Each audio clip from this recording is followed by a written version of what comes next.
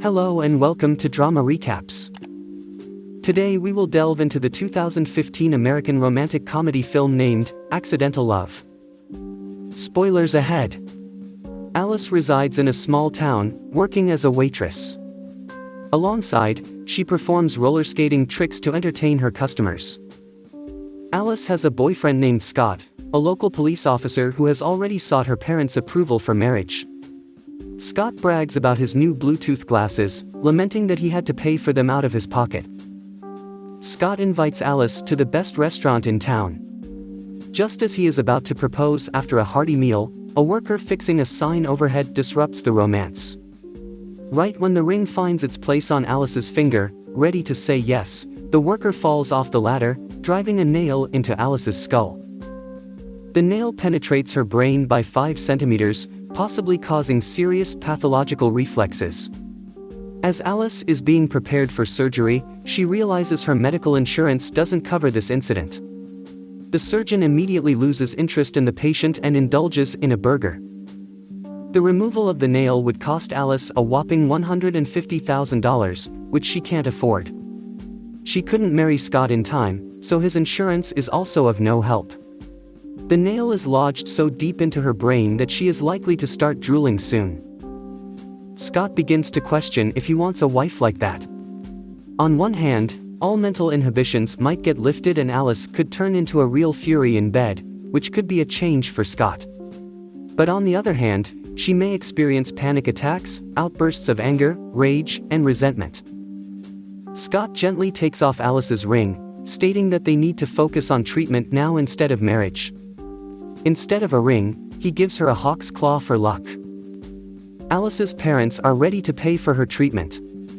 When they learned the amount, they offered Alice to choose between a credit card and insurance at 22. She thought a credit card would be more fun, but now she wishes she had taken the insurance.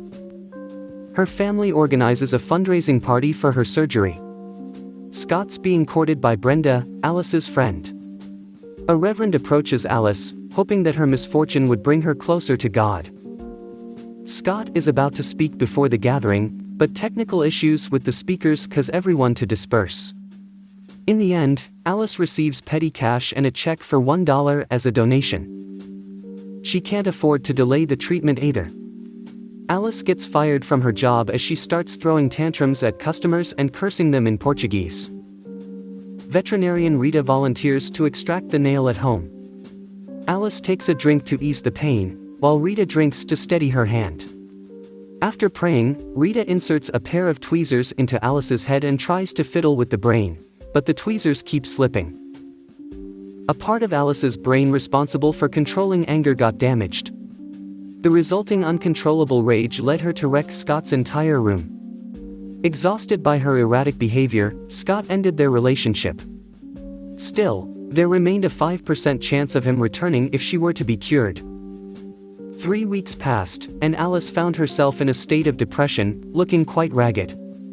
Her walks were often interrupted by outbursts of anger. Meanwhile, Scott also faced a medical issue. She noticed a young congressman on the television, Howard Birdwell, offering help to any citizens facing problems. Seeing this, Alice decided to reach out to him for help. Scott came to collect his polishing machine and checked on Alice's condition. Despite his skepticism about getting help in Washington, Alice was determined and set out to Congress with Reverend Norm and Keyshawn. She brought a nail gun with her to visually demonstrate her problem, causing a stir among the secretaries. Keyshawn managed to calm them down and immediately invited them for dinner. Consequently, Alice found herself alone. Howard's secretary didn't let her through, citing that he was busy talking to his mother. However, Penelope Penny Hendrickson, a congresswoman and former astronaut, interrupted the conversation, discussing her plan to build a military base on the moon. Howard needed a common man who would endorse this project publicly. Another assistant, Bill, had already arranged for some Girl Scouts to talk about the base and even make special cookies for the event. Meanwhile, Reverend Norm had to leave due to a physiological problem, leaving Alice alone. At that moment, she encountered a young congressman. Alice explained her wish to have rare conditions included in insurance coverage. Howard responded that he couldn't help, painting a bleak picture of the reality of the little man. Suddenly, Alice received a knock on the back of her head by an eagle. The shock stirred her brain, and she impulsively dragged Howard into a nearby office. Howard was taken aback by what just happened, as Alice explained to him about the nail that turned her into a loose cannon. Shaken, Howard initially prepared to leave but then realized that Alice could be of use. A woman with a unique problem like hers would surely attract public attention. If she helped promote the lunar base project, he promised to greenlight her project in return. Reverend Norm was surprised to hear how quickly Alice managed to strike a deal, wondering what she had to do to achieve that. Alice restrained herself from lashing out even at the Holy Father, rakish. She depicted Keyshawn as a wolf pack leader. He lied to her, claiming he came to Washington merely to help friends, and he supposedly had no problems himself. The group arrived at an event dedicated to the moon base. Alice was to tell that she needed help and that this base would save her. The girl did not understand how her problem with the nail related to this, but the politician skillfully played her. A Girl Scout boasted that Bill promised a Shakira performance for advertising the military base. Together with her friends, looking into the camera, she pleaded to build the base on the moon. Alice was also positioned between the camera and the model base.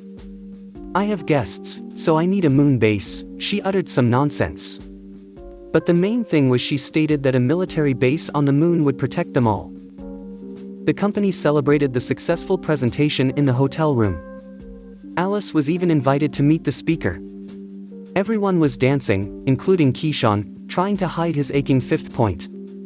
Drunk Howard cried and admitted that he always wanted to be a forest ranger, but his mother never listened.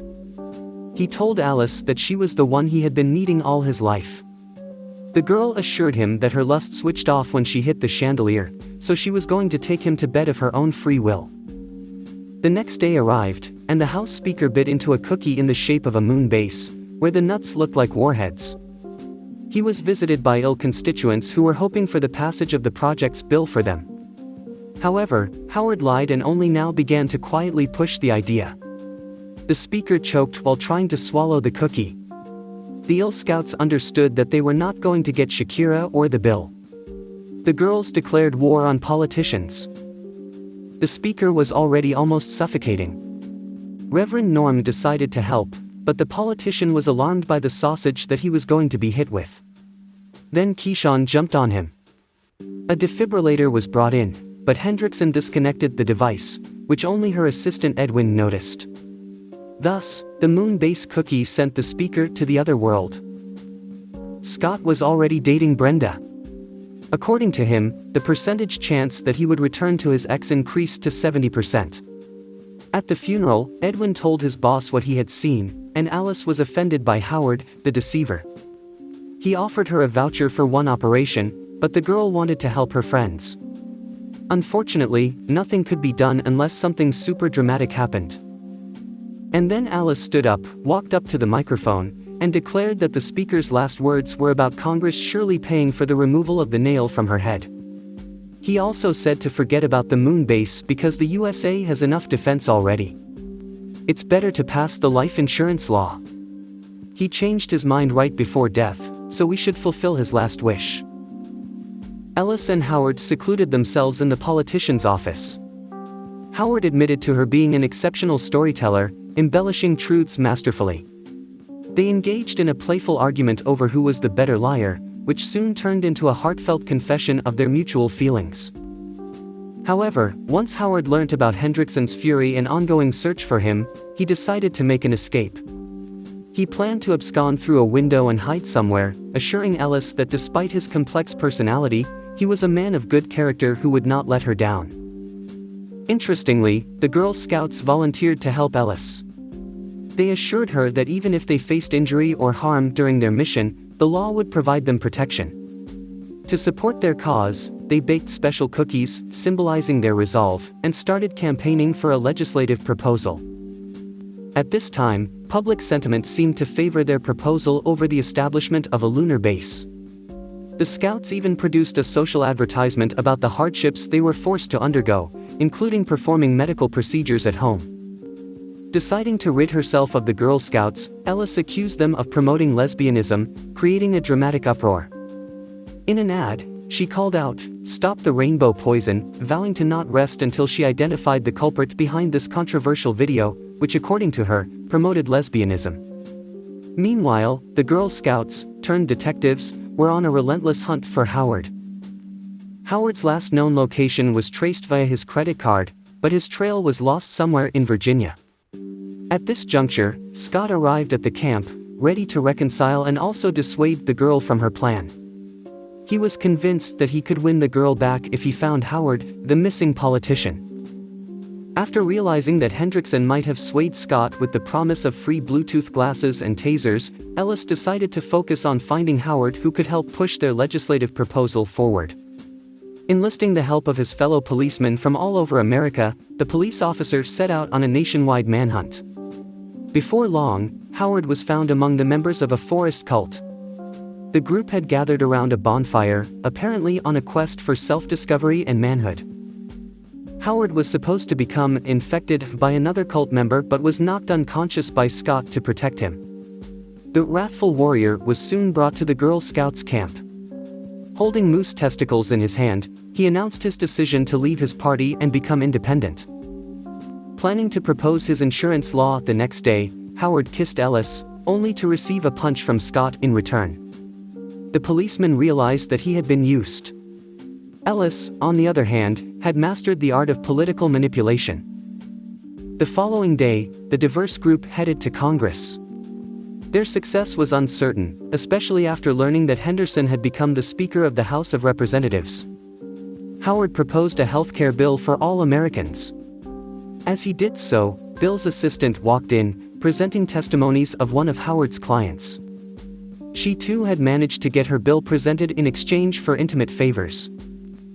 Just then, a blonde woman walked in, announcing that thanks to Howard, a new weapons factory had been established.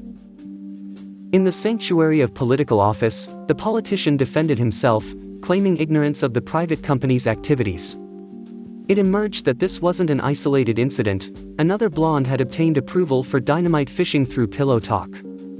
As it turns out, today he's merely after a piece of this waitress, as Ellis had personally requested her to make a strong impression. In essence, common people didn't enjoy as good insurance benefits as those residing in Washington, a fact that Ellis criticized. Pretending to faint, she dramatically lay down on a grandmotherly woman, declaring her faith in America. The room was so moved by her speech that 38 voted for and 397 against. The law wasn't passed. Suddenly, Ellis lost consciousness. The speaker took a photograph for the newspapers and dashed away. Friends gathered around Ellis.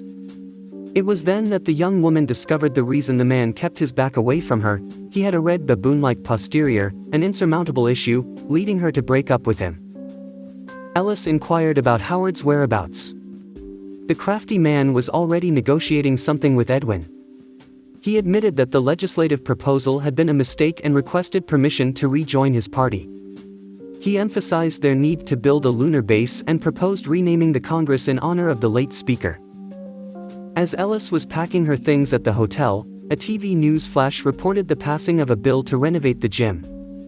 Somehow, Howard's insurance proposal was included. The paperwork was supposed to be reviewed by Edwin, but this time he had somehow made a mistake. The insurance, however, had specific amendments covering nails in the head, prolapsed anus, persistent erection, burnt faces, and axe injuries in the leg. The lunar base was also approved. Howard wasn't upset about his impending dismissal. He didn't betray Ellis, proving that she had chosen the right man. They shared a passionate kiss. The issue with his posterior was resolved, leading to the imminent wedding of the quirky couple.